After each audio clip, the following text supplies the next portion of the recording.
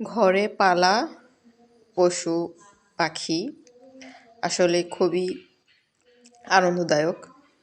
মুরগি, হাঁস, গরু, ছাগল, পাখি সব কিছুই কিন্তু পাললে ঘরে পালা যায়, যাদের সুবিধা আছে তারা। তো এই যে আমার এই হাতে যে মুরগিটা, সেটা কিন্তু আমার ঘরে পালা। তো এটা কিন্তু আমার ডিম পাড়া মুরগি। তো খুব ইচ্ছে হলো ডিম পাড়া মুরগি খাবো, সে কারণে কিন্তু ডিম পাড়া মুরগিটা ধরে নিলাম। তো আমার মেয়ে কিন্তু খুবই খুশি। সকলে কেমন আছো? আসসালামু আলাইকুম এভরিওয়ান। সকলকে জানাই নতুন একটি দিনে নতুন ব্লগ নিয়ে আমি আবারও আপনাদের মাঝে উপস্থিত হয়ে গেলাম। আর প্লিজ এই পর্যন্ত যারা যারা দেখছেন একটি লাইক দিয়ে যাবেন।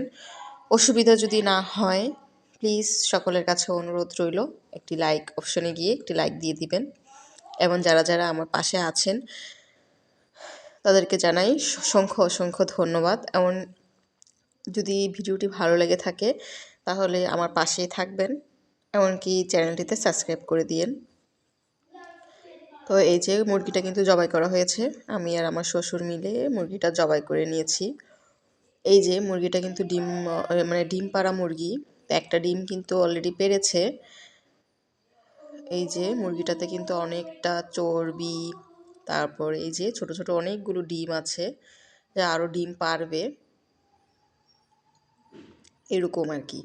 তো মুরগিটা কেটে নিলাম, ধুয়ে বেছে কেটে নিলাম। এখন কিন্তু রান্না করার পালা। তো আমি সমস্ত কিছু জোগাড় করে তারপর রান্না করতে বসলাম। তারপর হচ্ছে আপনাদের সাথেও কিন্তু একটু করে শেয়ার করছি।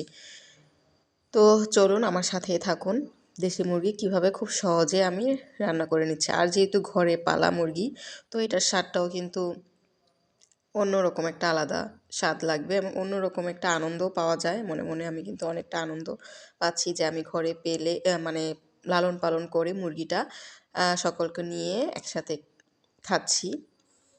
তো পরিমাণ মতো সব কিছু দিয়ে আমি এই যে বসিয়ে দিলাম, একটু করে রেস্টে রেখে দিয়েছিলাম 10-15 মিনিটের মতো। তারপর এই যে কষানোতে চলে আসলাম মুরগিটা।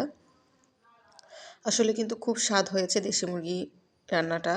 তারপর এই যে আলুগুলো ভেজে নিচ্ছি, এই আলুটাও কিন্তু দেওয়া হবে। তো মুরগিটা কিন্তু প্রায় আমার কষানো হয়ে গিয়েছে। তো এর মাঝেই কিন্তু আমি দিয়ে দিচ্ছিলাম আলুগুলো। এই যে এখনই কিন্তু আমি আলুগুলো দিয়ে দিব।